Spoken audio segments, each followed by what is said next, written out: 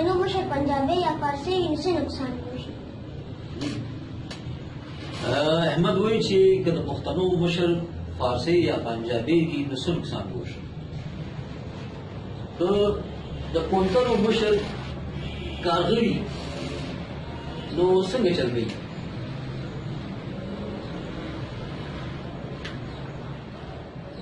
کونترې خو به غریبانان چې دی نو بس په خزلو مزلو به اخته کي نو خوراک باندې په غولو خوراک او په ګند خوراک به اخته شي.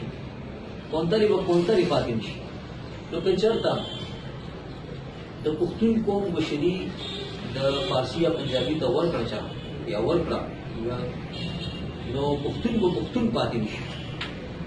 د پښتون چې کوم بیل وجود دی د ده ژبه جامه دود دستور د ده دا پښتون حیثیت چې دی دا به ورک شي. دی به پښتون پاتې نه شي. ځکه چې زیات نه زیات باندې یو ملغوبه جوړه شي. پنجابي او پښتون او دا په منځ کې به دې څه بل څه شی روزي که نه نو دی به کم از کم پښتون به پاتې نه شي.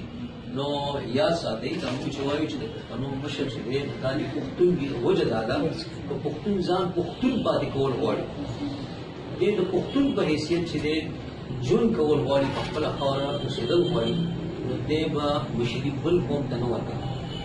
ما تاسو ته مثال درکړو چې که چېرته د کونترو مشر چې دی نو دا کارغه شي نو هغه د کونترو هغه اصل به تباه کړي هغه نسب به ورله تباه کړي.